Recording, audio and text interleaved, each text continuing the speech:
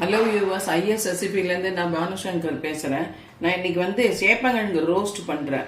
அது உங்கள் கூட ஷேர் பண்ணிக்கிறேன். நிறைய பேர் சொல்லுவேன், இது குழ குழன்னு இருக்கு, இது நல்லா ரோஸ்ட் ஆகிறது இல்லை, டீப் ஃப்ரை பண்ணும் எண்ணெயில் அப்படின்னு. நான் ஜாஸ்தி எண்ணெயெல்லாம் போட மாட்டேன், ஷாலோ ஃப்ரை தான் பண்ணுவேன். ஆக்சுவலி இது 3/4 கிலோ சேப்பங்கிழங்கு நான் எடுத்துட்டு அது என்ன பண்ணோம், நல்லா இந்த மாதிரி குக்கரில் பெரிய பாத்திரத்தில், அகலமான பாத்திரத்தில் நல்லா தண்ணி விட்டு, நல்லா சேப்பங்கிழங்கு எவ்வளோ இருக்கோ அதுக்கு மேலே 2 இன்ச்சு தண்ணி விட்டு நல்லா வேக விடணும். அதை மூடி வச்சுட்டோம்னு வச்சுக்கோங்க, கலரி விடணும். கலரி விட்டுட்டு அதுக்கப்புறமா அது கிள்ளு போதும், தட் இஸ் அந்த ஸ்கின்னு எடுக்க வர்றபடி இருந்ததுன்னு வச்சுக்கோங்க. உடனே கேஸ் அணைச்சிட்டு மூடி வச்சிடணும். இந்த ஆவி அடங்கின உடனே அந்த தண்ணியை கொட்டிட்டு மறுபடியும் அதில் பைப் வாட்டர், நல் வாட்டரை ஊற்றிடணும். பச்சை தண்ணியை ஊற்றின உடனே அது அழகாக பாகமாக வெந்துடும், நல்லா ஃப்ரை ஆகிறபடி இருக்கும். வெந்தும் இருக்கும், அதே சமயம் உதிராகவும் உங்களுக்கு கிடைக்கும். அந்த மாதிரி தான் இதை பண்ணியிருக்கேன். இதில் பெரிய கிழங்கா இருந்ததுன்னாக்க ஹாஃபாக கட் பண்ணிக்கோங்க. இப்போ அது அழகாக வேக விட்டு வச்சிருக்கேன். ஆக்சுவலி நீங்கள் வேக விடும்போது சிட்டி விடாதீங்க, சிட்டியே விட வேண்டாம். சிட்டி விட்டால் குழஞ்சி போயிடும், அப்படியே குழஞ்சி ஒன்றுமே உரிக்கவே வராது உங்களுக்கு. அந்த மாதிரி ஆகிடும், பிசுக்கு பிசுக்குன்னு ஆகிடும். ஏன்னா இதில் இது வேற இருக்கு இல்லையா, உங்களுக்கு இப்போ அந்த குழகுழப்பு தன்மை இருக்கு, அதனால அது அந்த மாதிரி ஆகிடும். இந்த மாதிரி பண்ணி வச்சுட்டு அப்புறம் இதுக்கு நான் வெறும் அரிசி மாவு தான் யூஸ் பண்ணுவேன். அந்த கிறிஸ்பியாக மேலெல்லாம் கிறிஸ்பியாக வரும், உள்ள நல்ல சாஃப்டாக இருக்கும் உங்களுக்கு. இதை பாருங்க, சின்ன ஸ்பூன் தான், எல்லாமே சின்ன ஸ்பூன் தான் வச்சுட்டு இருக்கேன். நல்லா ஒரு 2 ஸ்பூன் அரிசி மாவு முதல்ல போட்டுக்கணும். அதுக்கப்புறம் இதுக்கு சால்ட்டு, மிளகாப்பொடி, மஞ்சப்பொடி, பெருங்காய பொடி, கடுகு, அரிசி மாவு இவ்வளவுதான் வேணும். அரிசி மாவு போட்டுட்டாச்சு. இப்போ பாருங்க, சால்ட் எல்லாமே நான் குறைச்சி போடுவேன். போட்டுட்டு நமக்கு வேணுங்க வதங்கும் போது வேணும்னா இன்னும் கொஞ்சம் ஆட் பண்ணிக்கலாம். எல்லாம் குட்டி ஸ்பூன், உப்புக்கெல்லாம் கண்டிப்பாக குட்டி ஸ்பூன் தான் வைப்பேங்க, பெரிய ஸ்பூனே வைக்க மாட்டேன். அதுக்கப்புறம் மஞ்சப்பொடி,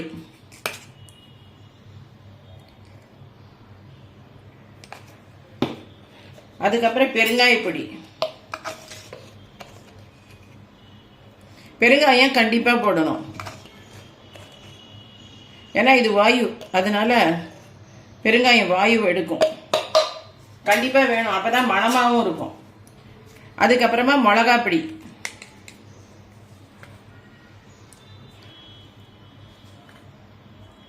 இதெல்லாம் இப்படி போட்டுட்டாச்சு. வேணுங்கிற அளவு உங்களுக்கு எவ்வளோ வேணுமோ அந்த திட்டத்துக்கு நீங்க போட்டுக்கோங்க. போட்டுட்டு இதை உடையாம கலரணும் கரண்டியால. இதை பாருங்க, இந்த மாதிரி கரண்டியால கலரணும், கலரி வச்சிடணும். இன்னும் உங்களுக்கு சந்தேகமா இருக்கு அப்படின்னா இதை கலரி அழகா கண்டெய்னர்ல போட்டு ஒரு 10 மினிட்ஸ் ஃப்ரிட்ஜில் அப்படியே வச்சிடணும். எண்ணெய் காஞ்சி கடுகு வெடிக்கிறதுக்குள்ள அது ஃப்ரிட்ஜில் இருந்தா போறோம். அந்த கூல்னஸ்ல இன்னும் உங்களுக்கு இதுவாயிடும், உதிரா வரும். டவுட்டா இருக்கிறவளுக்கு, புதுசா பண்றவளுக்கு இந்த டிப்ஸ். இப்ப பாருங்க, இது நல்லா கலந்துடுத்து.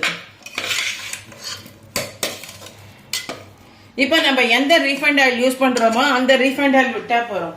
இந்த ரீஃபைண்ட் ஆயில் விட்டு எண்ணெய் சூடாகிறது. கடுகு கொஞ்சமா போட்டுக்கலாம், கடுகு கொஞ்சமா போட்டுக்கலாம், ஏன்னா கடுகு அடியில தங்கிடும். ஆனா கடுகு இல்லாம சமைக்க கூடாதும்ப, அதனால கடுகு நான் ஒரு 1/2 ஸ்பூன் கடுகு போட்டுக்கிறேன் இதுல. இது வெடிக்கணும். இந்த கடுகு வெடிச்ச உடனே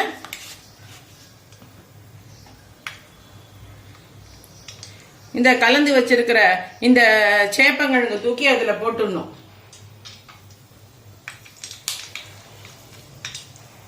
கொஞ்சம் வெடிக்கிறதுக்கு வெயிட் பண்ணுங்க. கடுகு வெடிக்காம போட்டா அது பச்சை வாசனை வந்துடும், நல்லாவே இருக்காது.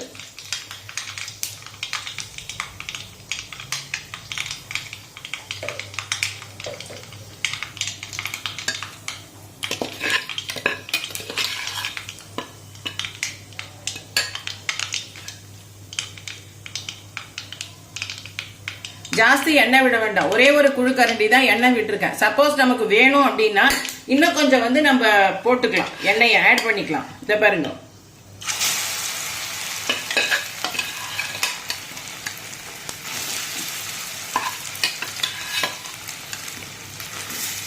ஷார்ப்பு கரண்டி வச்சுக்காதீங்க, மண்ணையா இருக்கிற கரண்டி வச்சுக்கோங்க.